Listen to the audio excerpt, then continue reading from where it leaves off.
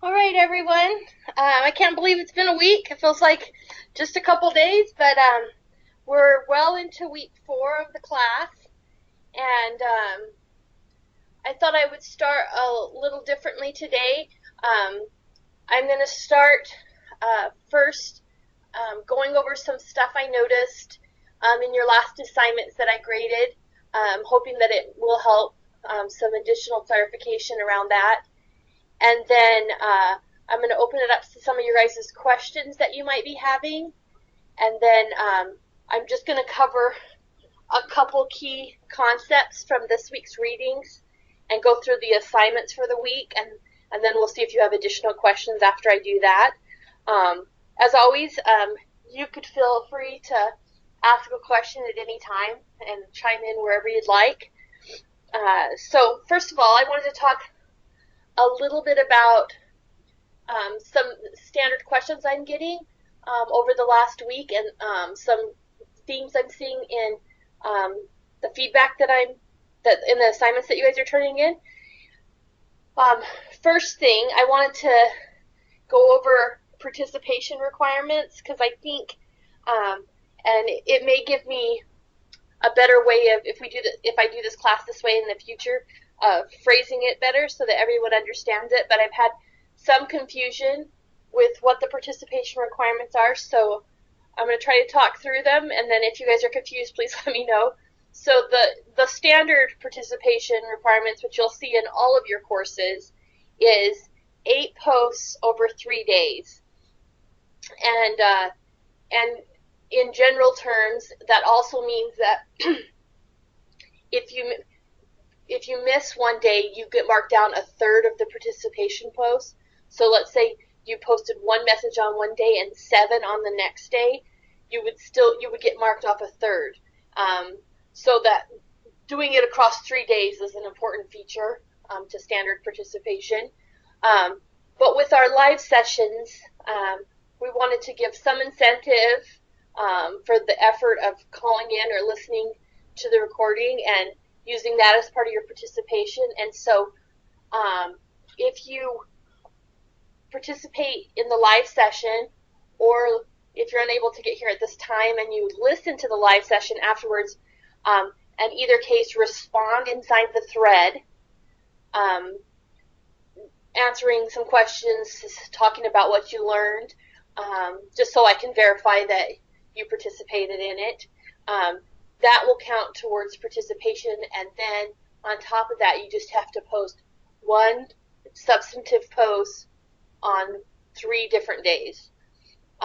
So I hope that clarifies. That's in order to get full participation, because I think some people were thinking the most common was that if you participated in the live session, you didn't need to post inside that thread, or if you posted inside that thread, that counted for one of the 3 days, and that's being looked at separately. I'm trying to be as flexible as possible because I understand this is the first time I've done it this way, and so I understand that there could be some confusion with that, but I just want to confirm that that's participation requirement, and if you guys have questions, let me know. And then as far as feedback goes, there was some common things I'm seeing. In this round of this class, there's been lots of presentations, and there's not the heavy paper load that is often in this course.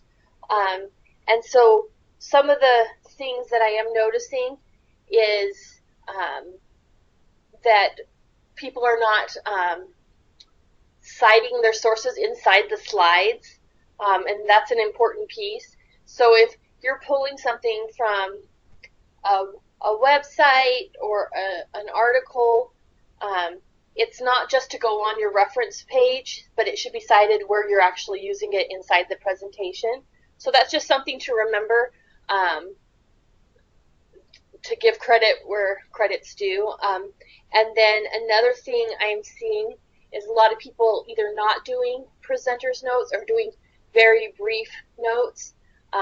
Because we are in the online classroom, those notes need to be more extensive than maybe if you were in a ground campus class, because you'd actually be getting up in front of the class and presenting the information, but I should be able to read that and gather an understanding that you understand the materials that you're presenting. And so just having, 3 bullet points doesn't get me there. Like, I can't tell necessarily that you're grasping all the information, and so you will see a deduction in points when that occurs, just because I can't confirm that your understanding of the materials that way. And then also there needs to be some. I know for some people they've done PowerPoint 100 times, and others this is relatively new to them. I would suggest looking up some of the resources in the Center for Writing Excellence on PowerPoint. I think there's workshops on PowerPoint. You can also go to the Microsoft.com, and they have like all sorts of tutorials on how to create PowerPoints. And the reason I bring this up is there's been a few that where understanding how to insert graphics, or how to delete some stuff from the template, or how to change the background, those types of things people have struggled with. That's a little bit technical, but you will be using PowerPoint throughout your program. So I think it would behoove you to learn how to do that, to make more interesting and dynamic and error-free slides. And it's something that my company, we use all the time for work too. So it is a skill that will be valuable at your workplace as well when presenting materials. And the more professional you can learn to use it, the better off you'll be.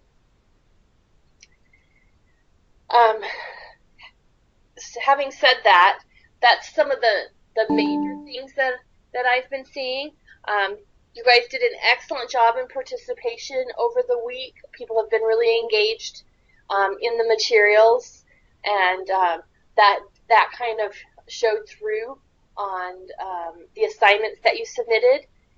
People did a really excellent job on their presentations and working within their teams, and so you guys have been doing really good work, and I appreciate that.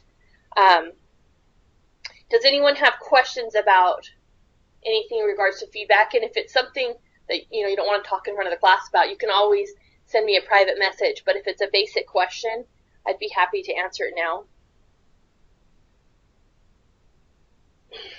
Okay.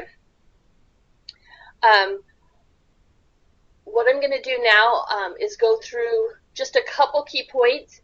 The readings, there's 2 major chapters that they're not super long, but they're packed with information. And I just want to draw your attention to these 2 chapters. And at the end of the chapter, you guys might notice there's some key concepts. There's a whole section that's called Key Concepts, and you go down and it kind of goes over everything that you should have learned from that chapter. That's a good way to kind of test yourself, because when you get to the final week, and that's only a couple weeks away, you will have a final exam, and it does cover the concepts that are in your readings. And so I don't want you to rely solely on the discussion in class or solely on the live session, because we're only covering a few key concepts. And those exams are prepared with the text readings in mind, or with just all your readings and the objectives of the course. So that's a good way to kind of test yourself along the way, so there won't be as much preparation needed when it gets to that final exam. So I'm going to go ahead and just go over a couple concepts from each of the chapters, and then open it up to some questions, and then cover some of preparation for this week. Okay, so this is a chart that you actually will see in your textbook, and so but I just am using it because this is one of the main things that we discussed this week, is the types of organizational culture that happen in each organization. And a lot of times we think, oh, it doesn't matter, but it does. And the way that and being able to adjust to the culture organization or having it blend with your own values does increase your job satisfaction.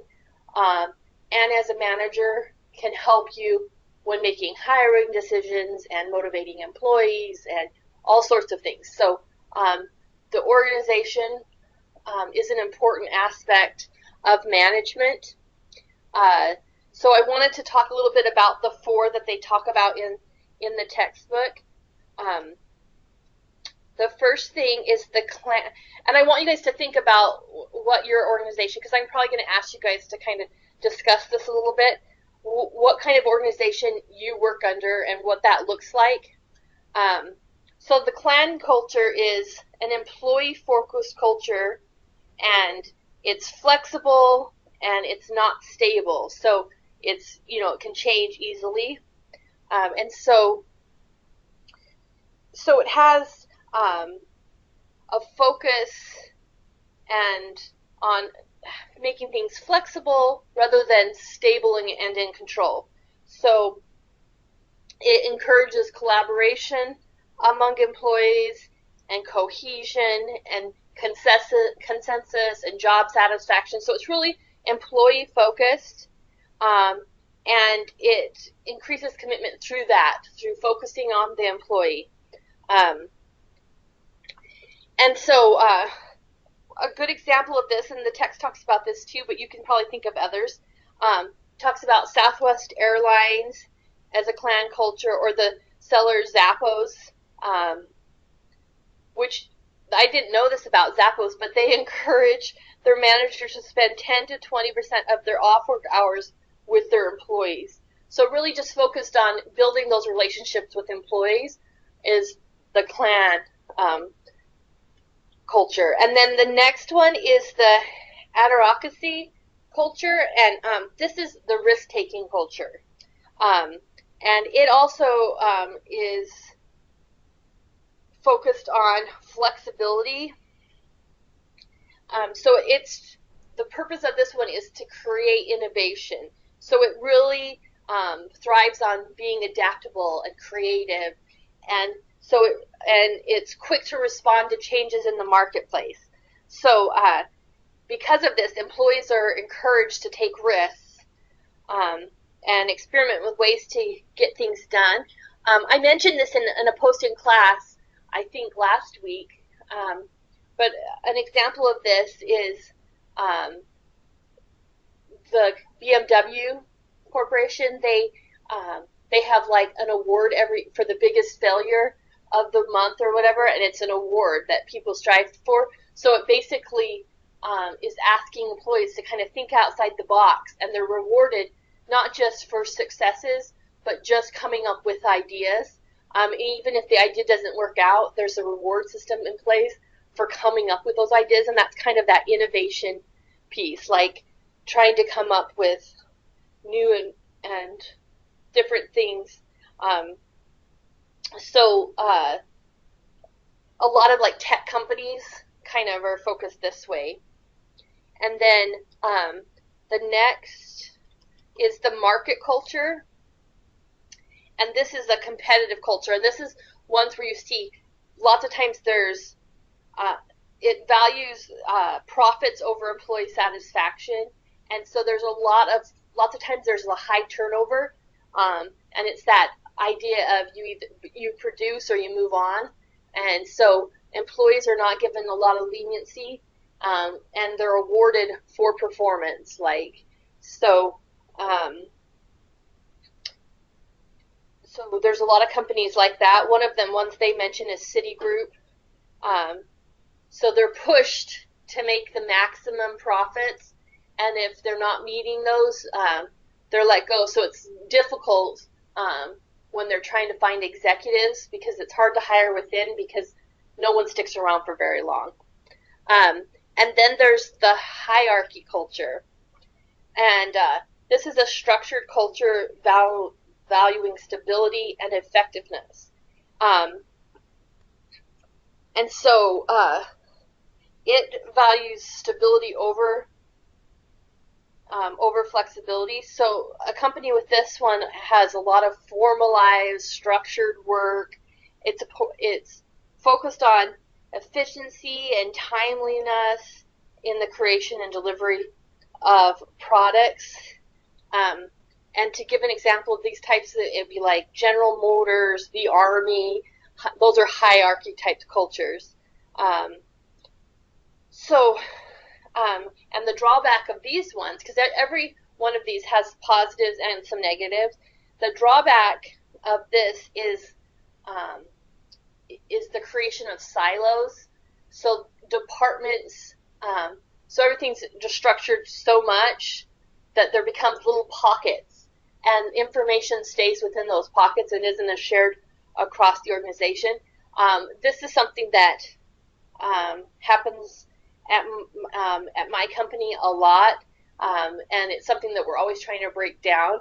Is the structure is there to make sure things are efficient and we do things in a timely manner and things are tracked, but then we don't always know what another department is doing, and so sometimes what can occur is when you don't have both have the same information, either you're duplicating each other's work or you're working against each other in some way. So it's a constant struggle to make sure that everyone has all the pieces of information to do their job well. Okay, so based on those, I wanted to open up the discussion a little bit and ask you guys to kind of talk a little bit about what type of culture, based on these four, what culture is the workplace that you currently work in, and what you think the best fit for you would be. This is Adam here. Okay. Just looking at these, I would say mine's almost kind of a cross between clan and the adhocracy. The company, I'm a very small company. I work for a very small company in Kentucky, and we're always adapting. We're always changing. We're definitely huge on morale and people development and commitments. Like our boss does yearly commitments with us, and as far as he wants us to stay through, at least give us, he's like, just give me a year at a time. I'm not asking for long term or anything like that. He likes us to come with our ideas, and he's like, talk even if you're wrong. We'll show you. It's not about slamming you down if you're wrong. It's about that open communication. Like during our busy season, we always hire influx of seasonal workers, and 90% of the time for the first week, no one realizes it, but the CEO of the company masquerades as a seasonal floor worker. You would never know it's him unless you work there full time. So just that participation like that there, I TV guess you could show. say. Have you guys seen that TV show? What is it called? Boss? Undercover Boss? Undercover Boss, yeah. Yes. Like, but that's just his mentality. He has been very quick to show that he's never above any job inside the four walls of his company. And so, like I said, it's dominantly clan, but there's some adhocracy stuff in there, I would say, too. But so that would be my take on what my company is. And do you think that fits your own values? Like, do you feel like that's the best fit for you? Oh, absolutely. For what my family needs right now, I'm a disabled veteran. I have 3 autistic children, so just having that morale and people development and commitment to my family, I mean, that's something that no amount of money could buy me right now. I could have my salary is not what it could potentially be, especially with my current credentials, but he makes what I get is worth its weight in gold in other aspects. So yes, absolutely. That's great. Does anyone else have one to share? I work for AT&T. It is structured as a hierarchy. They are trying to incorporate the other 3, but if I had to pick one of the four, the hierarchy would be it. It would be the So, hierarchy. yeah, Does because that do you feel like that fits your work style and how you like to work? not how I like to work, how I've become accustomed to work. Yeah, so Because, you've you know, adjusted. yeah, I've adjusted to it. You know, you've got scorecards, you've got, you know, everything has to be on time. There's definitely total control from management over every layer, and it goes all the way up the chain, all the way up to the corporate, you know, executive. Right. Yeah, so there's nothing wrong with it. I just want to emphasize there's not anything, we're not casting judgment on any of these Oh cultures. no, They're all valid, and everyone has one and not all of them, it's not like cut and dry. Like, I liked, Adam, that you shared that yours is a little bit of two different kinds, because most organizations, they're more fluid than just like, this is our culture, but these are ideas about it, but everyone performs well in different ones. For example, the market culture, um, that one, the competitive culture, that's not everyone's thing, but the people that love it, they really thrive in that culture. And that a lot of times is things like sales and finance and the people that need that, that's their motivation, right? And that competitive helps them to strive to be better, and and that's probably the worst environment you could put me in. That is not something that, and I am a competitive person, but more not in terms of that. That doesn't appeal to me as a work environment, to constantly be under that scrutiny or that kind of anxiety. Does not make me feel good. Um, okay, just a sec. So I just wanted to talk about other thing about the culture and organizations, um, and that is they talk about in the text three levels of organizational culture. The first one being observable artifacts, and so this is something that is very easy to see at a visible level within your organizational. Um, and so it's an artifact you can point out. Like, they give an example, and I was trying to think of one in my workplace, but their example is much better. Um, and so they talk about an example is in a conference room at this company, they have an elephant, like a giant stuffed elephant. They call Annabelle, and it's supposed to represent honest and constructive communication, like the expression, there's an elephant in the room, that there's nothing that we can't bring up and talk about. Even if it's difficult, we don't just let those, the elephant in the room and everyone just stays quiet, but you talk about those concerns, and that's an observable artifact of the culture. And then there's the espoused values, and these are explicitly stated values and norms. An example of this, the company that I work for recently came up with a new set of values that kind of incorporated our old values, but like there's a strong emphasis on this, and you see it all over the, like our screensavers, in meetings, on documents, brochures. We see it a lot, and it's honest, brave, and focused. That's the three, and we talk a lot about what it means to be honest, and transparent and transparent within our organization and with our customers, and then being brave, being able to stand up and say when something doesn't look right, or express an unpopular opinion, that kind of thing, and that's a value for us. And then being focused and driven in accomplishing our goals, that's another. And so I'm not sure every company has them this explicit, but most companies have like a set of, a motto or a value that's shown in the company.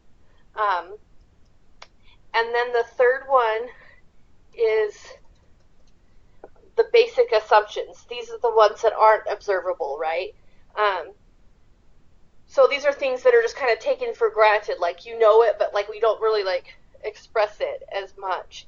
And so the example they give is like a company where everyone worked long, long hours, and they say, thank goodness it's Friday. We only have 2 more days of work this week, and so that kind of is an unstated value, right? They're not printing that on T-shirts for employees, but it's an under, like all the employees feel that value, and sometimes those values are the ones that have the biggest stake on how people feel about their jobs, and so that's another one. This chapter goes on and on about these, and so I want to make sure that you guys get through all those materials, but I'm going to move on to something from the next chapter, and this one it's all about change management, and I find this to be it's a very, very talked about thing, but also really important because almost every workplace is experiencing some kind of change all the time. And learning to deal with change and to manage people through change is a skill that will suit you very well. So I wanted to talk about the 3 models of change that it talks about. There's the least threatening kind, the adaptive change, and this is something that is kind of a reintroduction of something that you've already seen before. So this is an example of this is if you work in accounting and it comes to tax season and suddenly everyone has to work 14-hour days, 16-hour days. It's it's happened before, and so it's not like a high-stakes thing. It's, we've seen this before. Employees don't feel threatened by it. This is just what happens in the accounting field. And so it's a pretty easy change for people to go through. The next one is an innovative change, and this one's a little more threatening to employees.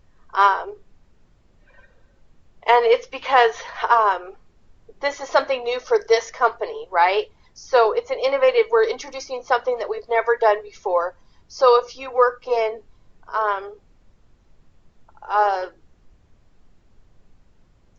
like let's say you work in a department store and some of your competitors are working 24 hours a day, and so you've decided that you're going to require employees to have flexible schedules.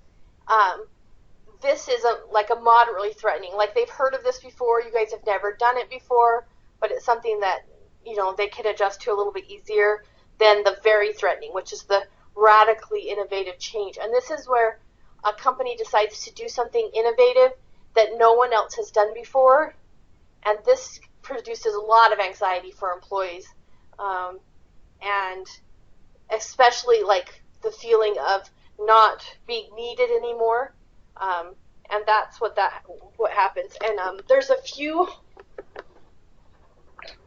models of change that are discussed, and the one that I see all the time, and so I wanted to discuss it, is the Lewin's change model. And this is unfreezing, changing, and refreezing. And it just kind of goes in a cycle. So the unfreezing is we decide that we need to make a change. So then we decide we're going to change, and people get new information. There's new models, new lists of procedures, and then we refreeze. So there's a period of time where no additional change is made, that people get used to that new way of doing things, and it's reinforced, and it's also evaluated to see, did this change make the effect that we wanted? And then you start over. You unfreeze, think of, make another change, and then refreeze. And so it can almost look like change is constantly happening, but without that freezing point, you can't always know, like, because this is what I always say at my company, like, you don't know what change had the effect, right?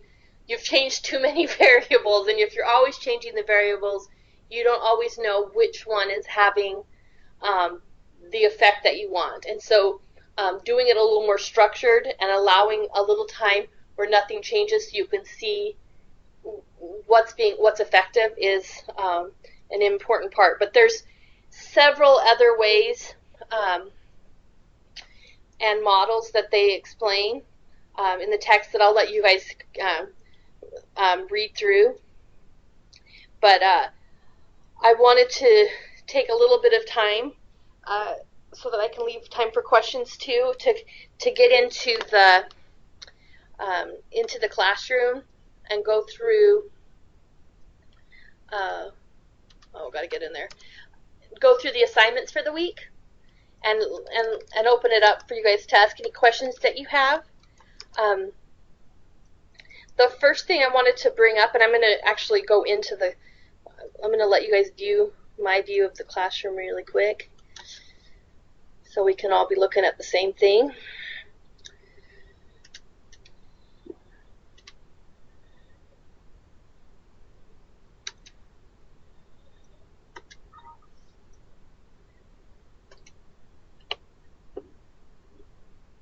Okay.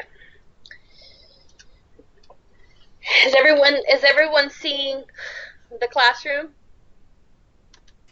Yes. Okay, great. Okay, so here's our classroom, and we kind of went through some of the materials from Chapter 8 and Chapter 10. There's also some more stuff for you to look at, so make sure you get through those readings. But I wanted to go into this assignment for the week because it was changed a little bit, and so I wanted to make sure that everyone understands what the assignment is. The changes that I had made to the assignment didn't originally show up in here, and so one of the students brought it to me to ask a question about it, and I went in and I was like, oh, it didn't publish with my changes. So I edited it. So I wanted you guys to see what the purpose of the assignment is and what you should be working on. Okay, so the idea is this is kind of scenario based. So it's saying, you've been promoted to a senior level manager position at a company with low employee morale and decreased productivity, and you've been tasked with developing a strategic plan for the workforce to present to the CEO and other members of the leadership team. So you're creating a strategic plan. So you're supposed to choose your organization or one that you know well, and you can use the same one. I always suggest use the same one you've been using. Some of the background information will be the same, so it'll make it a little bit easier, but it's up to you.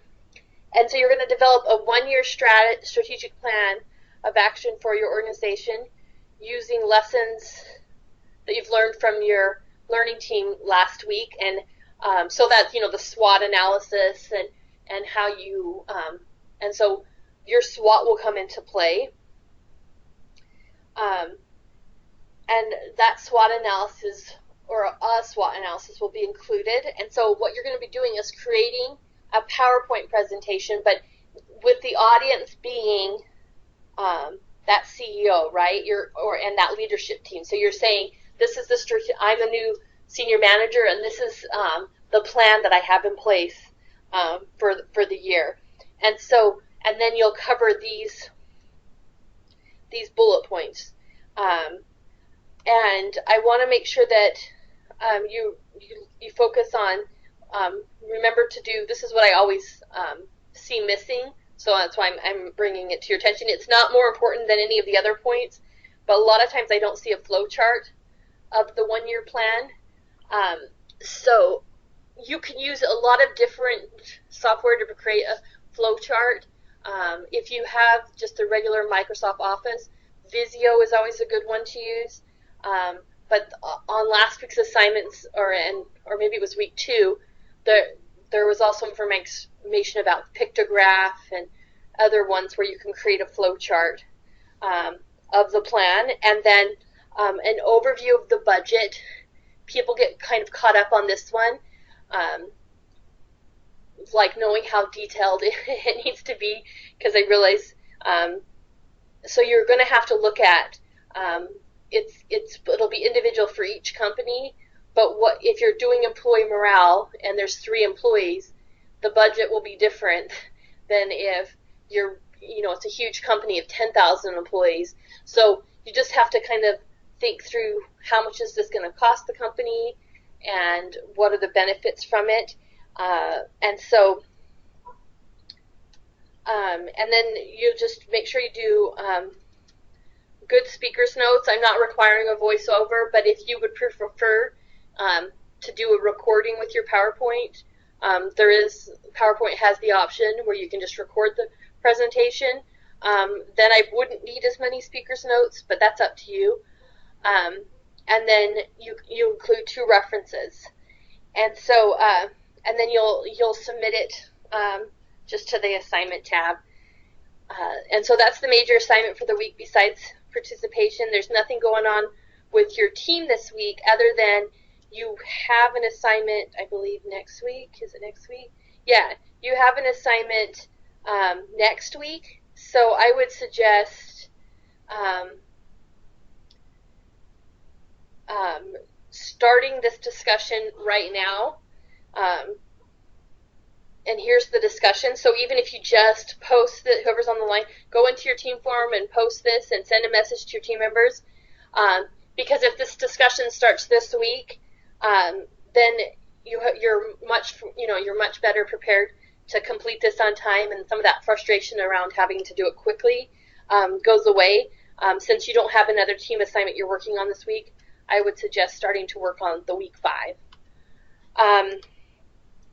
Having said that, I'm going to open it up for you guys to see if you guys have any questions.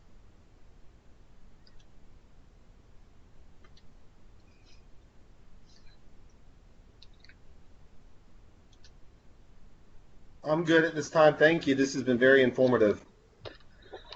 Okay, everyone.